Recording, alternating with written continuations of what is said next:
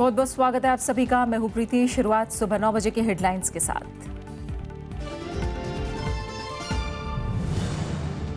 NSG के लिए भारत को मेक्सिको का समर्थन। प्रधानमंत्री मोदी की राष्ट्रपति नीतो के साथ प्रतिनिधिमंडल स्तर की वार्ता। आईटी, ऊर्जा, फार्मा क्षेत्र में सहयोग बढ़ाने पर सहमति।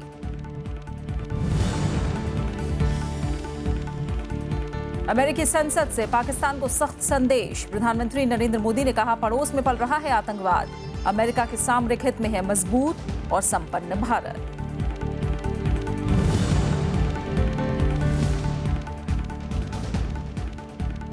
अदालत पहुंचा उड़ता पंजाब विवाद। बॉम्बे हाईकोर्ट में सुनवाई आज। समर्थन में मशहूर फिल्मी हस्तियां। अमिताभ बच्चन ने कहा, रचनात्मकता को मारने का ना हो प्रयास।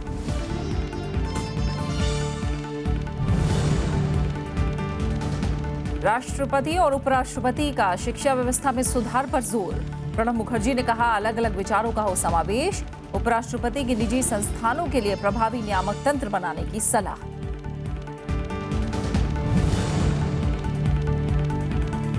और टेनिस खिलाड़ी शारापोवा पर 2 साल का प्रतिबंध। डोपिंग मामले में अंतर्राष्ट्रीय टेनिस महासंघ की कार्रवाई।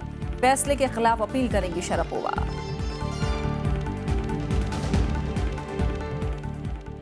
5 देशों की यात्रा के अंतिम चरण में मेक्सिको पहुंचे प्रधानमंत्री नरेंद्र मोदी ने दोनों देशों के बीच बेहतर आर्थिक, व्यापारिक और सामरिक रिश्तों पर जोर दिया है। वहीं मेक्सिको ने परमाणु आपूर्तिकर्ता समूह की सदस्यता के लिए भारत का समर्थन किया। दोनों देशों ने माना कि व्यापार के अलावा कई क्षेत्रों में सहयोग की अपार संभावनाएं हैं। राष्ट्रपति एनरिक पेना नीतो के साथ मुलाकात के बाद संयुक्त बयान में प्रधानमंत्री नरेंद्र मोदी ने कहा कि दोनों देशों के बीच रिश्ते मजबूत करने की जरूरत है। एनएसजी में भारत के समर्थन के लिए प्रधानमंत्री ने मेक्सिको का धन्यवाद किया। प्रधानमंत्री ने आगे कहा कि मेक्सिको और भारत के बीच रिश्ते सिर्फ व्यापार तक सीमित नहीं रहने चाहिए। We have agreed to develop and upgrade our ties to a strategic partnership. इस मौके पर दोनों देशों के बीच व्यापार, ऊर्जा और सामरिक सहयोग बढ़ाने से जुड़े कई समझौतों पर सहमति बनी है। दोनों देश ऑटोमोबाइल, आईटी और विज्ञान के क्षेत्र में सहयोग बढ़ाने को भी राजी हुए हैं। President and I agreed to find ways to deepen our cooperation in space and science and technology. इससे पहले मेक्सिको सिटी पहुंचने पर प्रधानमंत्री का जोरदार स्वागत किया गया। प्रधानमंत्री ने मेक्सिको में भारतीय समुदाय के लोगों से भी मुलाकात की। Bureau report, Rajya Sabha TV. और इससे पहले प्रधानमंत्री नरेंद्र मोदी ने बुधवार को अमेरिकी संसद के संयुक्त सत्र को संबोधित करते हुए आतंकवाद के खिलाफ साझा लड़ाई पर जोर दिया। प्रधानमंत्री ने पाकिस्तान का नाम लिए बगैर कहा कि आतंकवाद का गढ़ भारत के पड़ोस में है। उन्होंने मजबूत और संपन्न भारत को अमेरिका के सामरिक हित के लिए जरूरी बताया। नरेंद्र मोदी अमेरिकी संसद को संबोधित करने वाले भारत के 6ठे प्रधानमंत्री हैं। The Prime Minister of the Republic of India.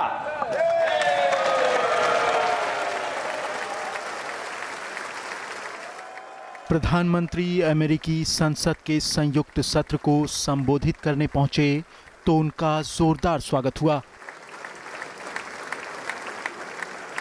तालियों की गड़गड़ाहट के बीच अपने भाषण में प्रधानमंत्री ने कहा कि पूरी दुनिया को आतंकवाद का एक सुर में विरोध करना चाहिए। उन्होंने कहा कि अच्छे और बुरे आतंकवाद में कोई फर्क नहीं होता। पाकिस्तान का नाम लिए बिना प्रधानमंत्री ने कहा कि आतंकवाद भारत के पड़ोस में पल रहा है। The need of the hour is for us to deepen our security cooperation and base it on a policy that isolates those who harbor, support and sponsor terrorists. प्रधानमंत्री ने कहा कि भारत एशिया से लेकर अफ्रीका तक शांति चाहता है। उन्होंने कहा कि दोनों देश आतंकवाद से लड़ रहे हैं और इस लड़ाई में भारत अमेरिका का आदर्श सहयोगी हो सकता है। A strong India-US partnership can anchor peace, prosperity and stability from Asia to Africa and from Indian Ocean to the Pacific. प्रधानमंत्री ने अपने संबोधन में भारतीय लोकतंत्र, नागरिक समानता और संस्कृति का भी जिक्र किया। अमेरिकी लोकतंत्र की तारीफ करते हुए प्रधानमंत्री ने कहा कि एक लोकतंत्र से दूसरे लोकतंत्र को ताकत मिलती है। उन्होंने कहा कि अमेरिका में रह रहे करीब 30 लाख भारतीय दोनों मुल्कों को जोड़ते हैं और अमेरिकी कंपनियों के लिए भारत पसंदीदा जगह है। Bureau report, Rajya Sabha TV. कुछ और अहम खबरें। उड़ता पंजाब फिल्म पर विवाद बढ़ता जा रहा है। कई फिल्मकार इसे रिलीज करने के समर्थन में उतर आए हैं। उन्होंने सेंसर बोर्ड के एतराज को अभिव्यक्ति की आजादी पर हमला बताया। उधर बॉम्बे हाईकोर्ट इससे जुड़ी याचिका पर आज सुनवाई करेगा। फिल्म उड़ता पंजाब के समर्थन में कल फिल्म जगत की कई मशहूर हस्तियां एक मंच पर जुटी। फिल्म निर्देशक सुधीर मिश्रा, महेश भट्ट समेत कई फिल्मकारों ने मुंबई में सेंसर बोर्ड के खिलाफ मोर्चा खोल दिया। इन्होंने सेंसर बोर्ड के अध्यक्ष पहलाज निहलानी को हटाने की मांग की। हम सर्टिफाई करने के लिए डालते हैं, ना कि कोई आए और हमें हमारी फिल्म को काटना शुरू करे। हम लोग कहीं ना कहीं हमारी एक जिम्मेदारी है जो हम समझते हैं। वहीं अमिताभ बच्चन ने कहा है कि रचनात्मकता की हत्या नहीं होनी चाहिए। As I said, don't try and kill creativity. I think we're all must have the freedom to create because we're in this field. And all we have is our soul to be able to create that. When you kill our creativity, you kill our soul. And that would be detrimental to the profession per se. Sensor board के सदस्य अशोक पंडित ने अध्यक्ष पहलाज निहलानी के विचारों पर हैरानी जताई। इफ्टेडा के बैनर तले उन्होंने बोर्ड अध्यक्ष से पैसे की बात कहे जाने के लिए माफी की मांग भी की।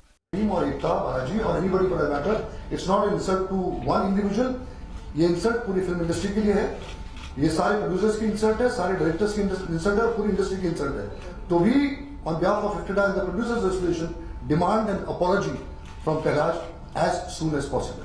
पहलाज निहलानी ने इस्तीफे से इनकार करते हुए सफाई दी है कि उन पर किसी तरह का राजनीतिक दबाव नहीं है। बेसिस जो कमेटी मेंबर जो डिसाइड करते हैं उसी बेस पे पास होती है। जितनी बाकी सारी पिक्चरें पास हुई है और उस बेस पे ये भी पास हुई है कि जो हमको लगता है जहाँ पे आपत्ति है हम उसको पास करते हैं। नहीं, सर्टिफिकेट जब कट्स देंगे सबमिट करेंगे हम इमीडिएटली सर्टिफिकेट। फिल्म उड़ता पंजाब में युवाओं में बढ़ती नशे की लत को दिखाया गया है।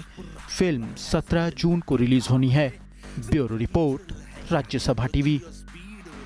उड़ता पंजाब फिल्म को लेकर सिर्फ सेंसर बोर्ड ही नहीं बल्कि केंद्र सरकार और बीजेपी भी निशाने पर है। आम आदमी पार्टी ने आरोप लगाया है कि केंद्र सरकार आरएसएस के निशाने पर संस्थाओं में बेवजह दखल दे रहे हैं। तो वहीं कांग्रेस ने कहा है कि फिल्म में काट-छांट के जरिए पंजाब की असलियत को छिपाने की कोशिश हो रही है। हालांकि बीजेपी ने इस विवाद से पल्ला झाड़ने की कोशिश की है। फिल्म उड़ता पंजाब के रिलीज से काफी पहले ही इसे लेकर विवाद अब राजनीतिक शक्ल अख्तियार कर चुका है। कांग्रेस और आम आदमी पार्टी दोनों ने ही संस्थाओं में केंद्र सरकार और आरएसएस की दखलंदाजी का आरोप लगाया है। विपक्षी दलों का कहना है कि पंजाब की असलियत को छुपाने के लिए फिल्म के सीन में काट-छांट की गई है।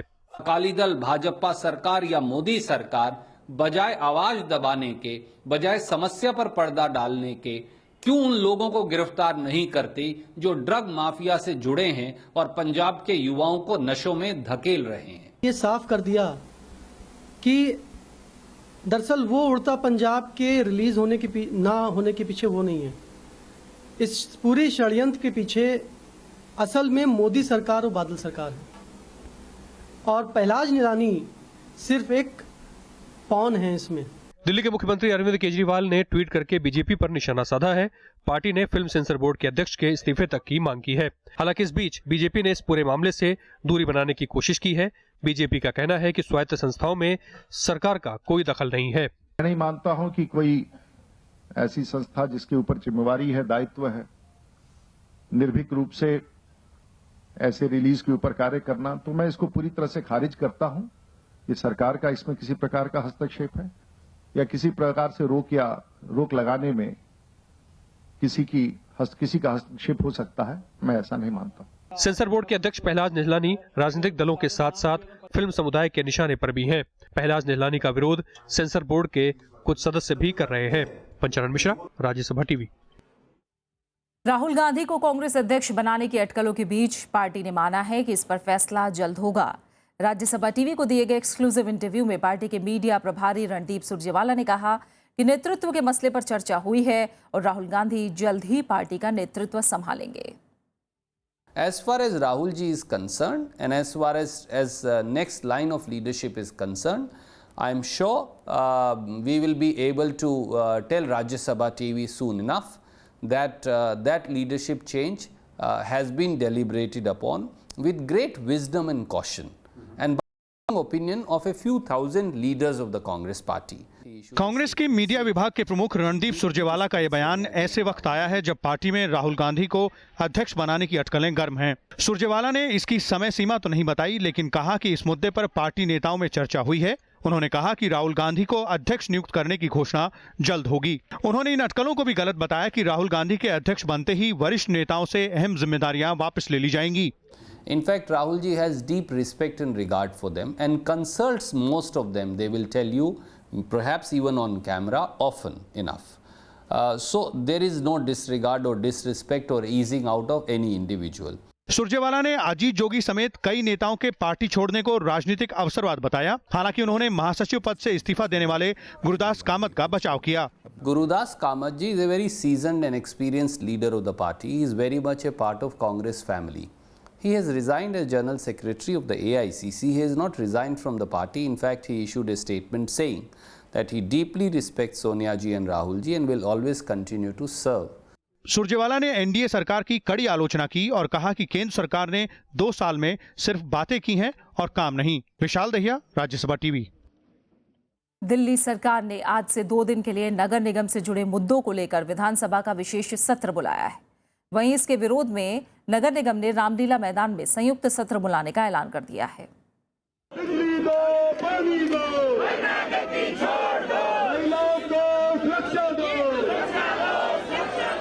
दिल्ली के मुख्यमंत्री अरविंद केजरीवाल के आवास के बाहर प्रदर्शन कर रहे ये हैं बीजेपी पार्षद। इनका आरोप है कि दिल्ली सरकार नगर निगम को कमजोर और बदनाम करने की कोशिश कर रही है।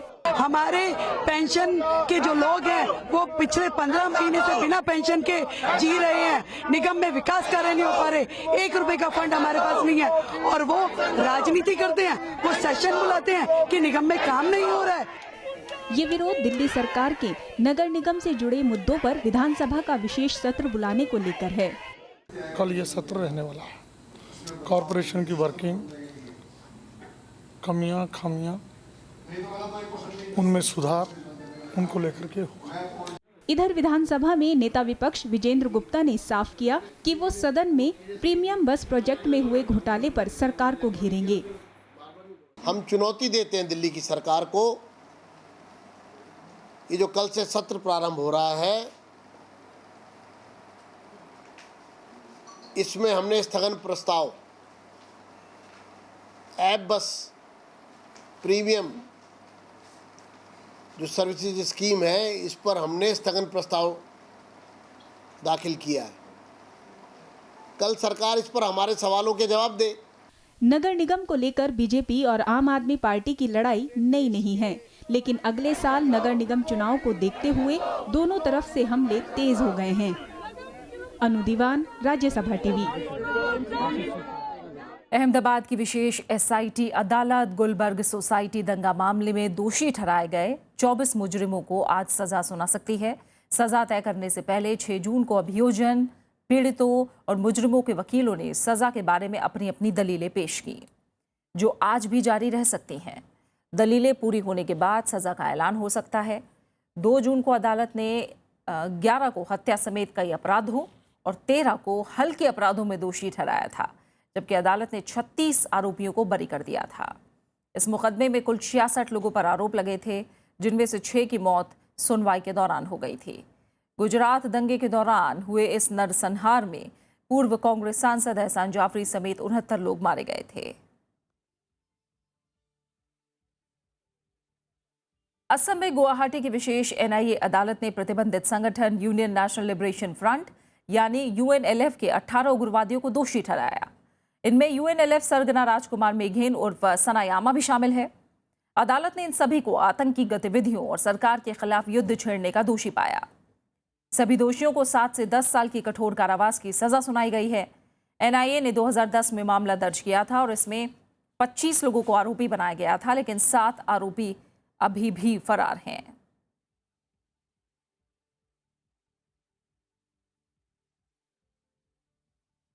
खबरों का सिलसिला जारी है। हम लौट रहे हैं एक छोटे से ब्रेक के बाद।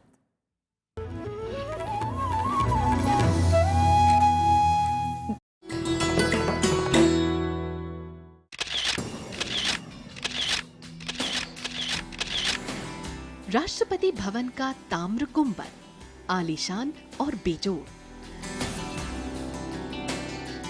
सांची के बौद्ध स्तूप से प्रभावित इस गुंबद की ऊंचाई बाकी इमारत से करीब 2 गुनी।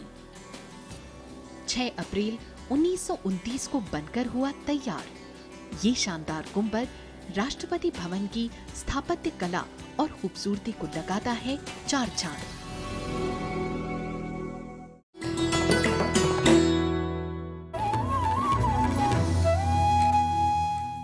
शैक्षणिक आजादी की हिमायत करते हुए राष्ट्रपति प्रणब मुखर्जी ने कहा है कि विचारों के प्रवाह पर किसी तरह की पाबंदी नहीं होनी चाहिए।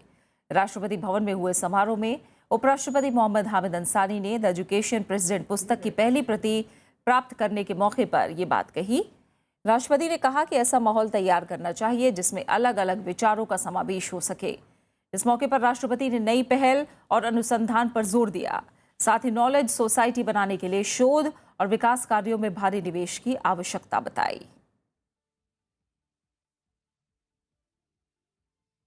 इस मौके पर उपराष्ट्रपति मोहम्मद हामिद अंसारी ने कहा कि देश के ज्यादातर निजी उच्चतर शिक्षा संस्थान आकर्षक डिग्री देने वाले पोर्टल बन गए हैं। उन्होंने कहा कि उच्चतर शिक्षा के करीब 59% छात्र निजी संस्थानों में पढ़ते हैं, लेकिन कुछ निजी संस्थानों ने ही उच्च मानदंडों को बरकरार रखा है। उन्होंने राज्य विश्वविद्यालयों में शिक्षा की गुणवत्ता में सुधार के लिए एक प्रभावी और पारदर्शी नियामक तंत्र की जरूरत बताई।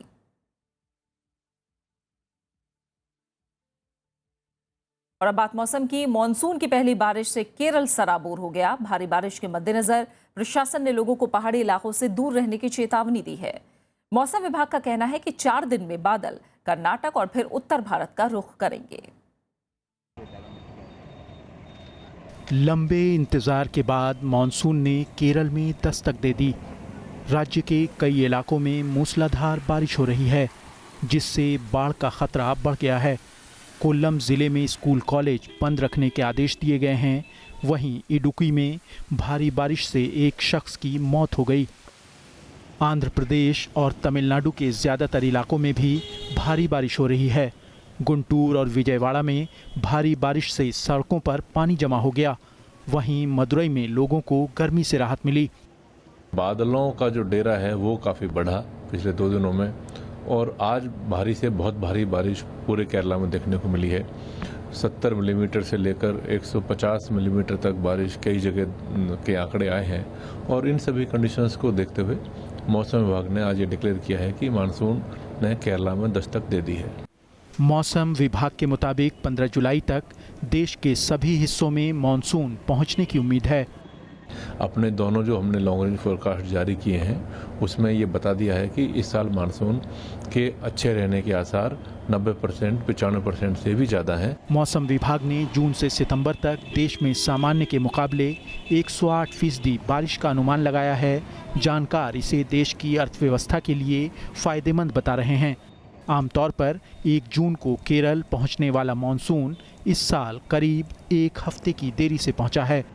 Bureau report, Rajya Sabha TV. जहां दक्षिणी राज्यों में भारी बारिश हो रही है, वहीं राजस्थान में लोग गर्म हवाओं से बेहाल हैं। बीकानेर में पारा 47 डिग्री पहुंच गया है। कई इलाकों में भीषण जल संकट है।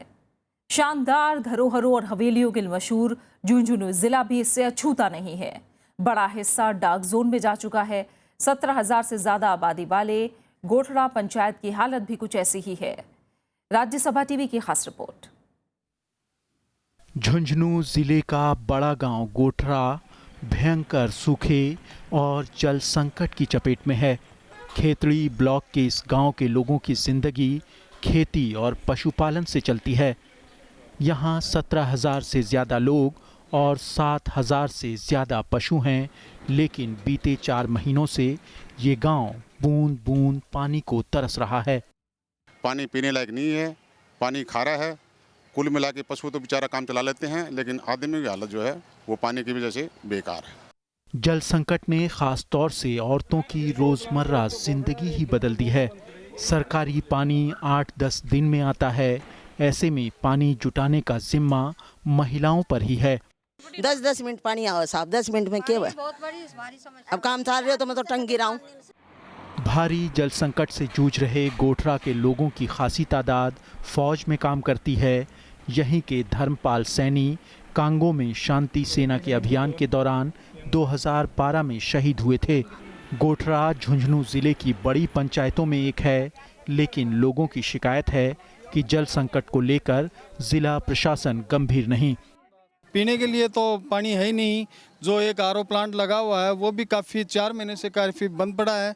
बिल्कुल उसको अधिकारियों को अवगत करवा दिया उस बारे में, और कोई भी सुनवाई नहीं हो पा रही है। करीब पूरा झुंझुनू जिला डार्क जोन में आ गया है। तमाम इलाकों में खारा पानी मिल रहा है। 252 गांव फ्लोराइड से पीड़ित हैं और हालात लगातार गंभीर होते जा रहे हैं।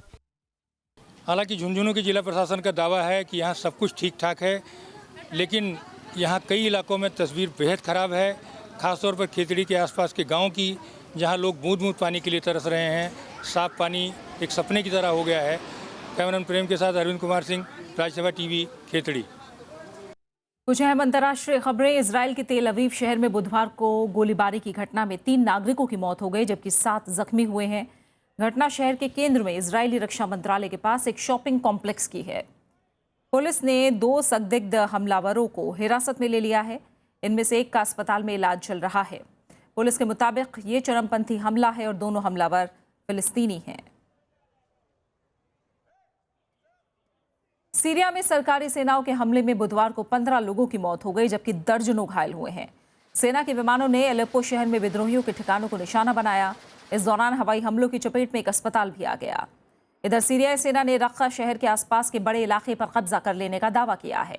सेना ने कहा कि वो रक्का में दाखिल होने के करीब हैं और शहर को इस्लामिक स्टेट के आतंकवादियों से जल्द आज़ाद करा लिया जाएगा।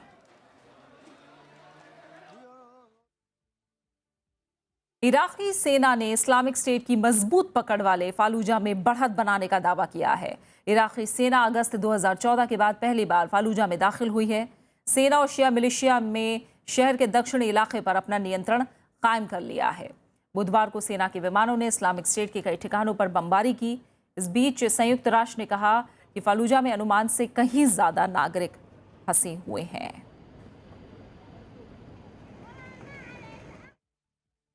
खेल की दुनिया से अहम खबर है। डोपिंग में दोषी पाई गई रूस की टेनिस खिलाड़ी मारिया शरापोवा पर अंतर्राष्ट्रीय टेनिस महासंघ ने 2 साल का प्रतिबंध लगा दिया है। शरापोवा को इस साल के ऑस्ट्रेलियन ओपन में प्रतिबंधित पदार्थ मेल्डोनियम के सेवन के लिए पॉजिटिव पाया गया था। 5 बार की ग्रैंड स्लैम चैंपियन शरापोवा पर यह प्रतिबंध इस साल 26 जनवरी से लागू होगा। इसका मतलब है कि शरापोवा का ऑस्ट्रेलियन ओपन के क्वार्टर फाइनल में पहुंचने का परिणाम अब रद्द कर दिया जाएगा। प्रतिबंध की वजह से शरापोवा अब इस साल की विंबलडन और अगस्त में होने वाले रियो ओलंपिक में हिस्सा नहीं ले पाएंगी। शरापोवा ने प्रतिबंध के खिलाफ अपील करने का फैसला किया है। शरापोवा का कहना है कि उन्होंने प्रतिबंधित दवा का इस्तेमाल अनजाने में किया था। शरापोवा मेल्डोनियम का इस्तेमाल 2006 से कर रही थी, लेकिन 1 जनवरी 2016 को वाडा ने इसे प्रतिबंधित दवाओं की सूची में शामिल कर लिया था।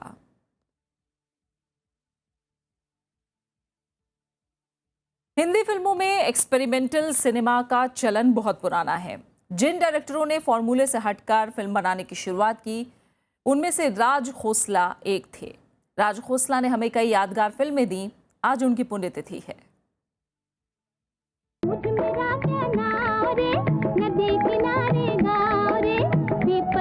1956 में आई CID फिल्म के बाद सभी इस गाने में छिपी पहेली को समझने में लग गए, और इस पहेली में छिपा था एक नाम, वो था राज खोसला।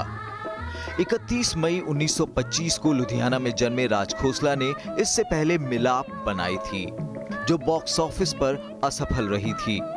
CID की सफलता के बाद 1958 में एक और सस्पेंस थ्रिलर बनाई, जिसका नाम था काला पानी, और ये भी हिट थी।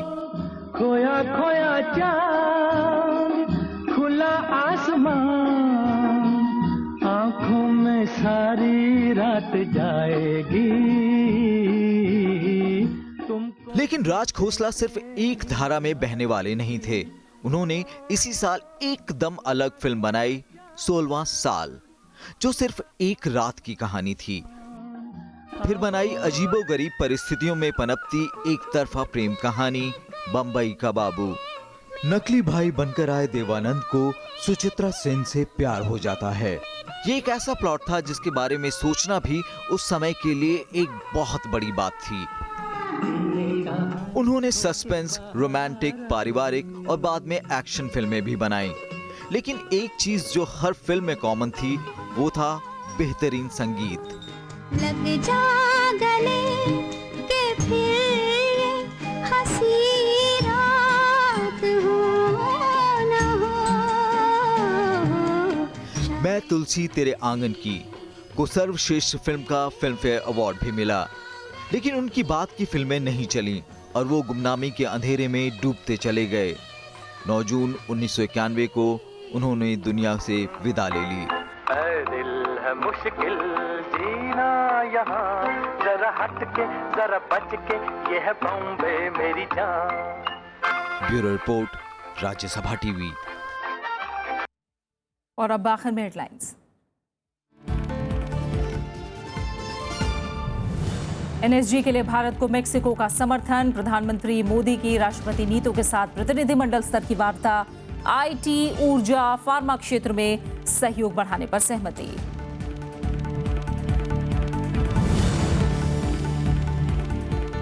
अमेरिकी संसद से पाकिस्तान को सख्त संदेश। प्रधानमंत्री नरेंद्र मोदी ने कहा, पड़ोस में पल रहा है आतंकवाद, अमेरिका के सामरिक हित में है मजबूत और संपन्न भारत।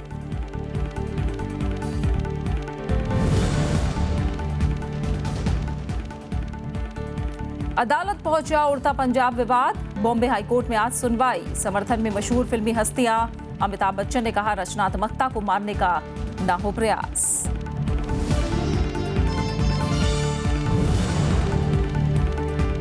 राष्ट्रपति, उपराष्ट्रपति का शिक्षा व्यवस्था में सुधार पर जोर। प्रणब मुखर्जी ने कहा, अलग अलग विचारों का हो समावेश। उपराष्ट्रपति के निजी संस्थानों के लिए प्रभावी नियामक तंत्र बनाने की सलाह।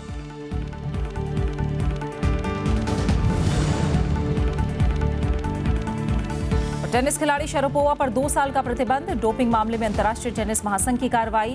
फैसले के खिलाफ अपील करेंगी शरापोवा।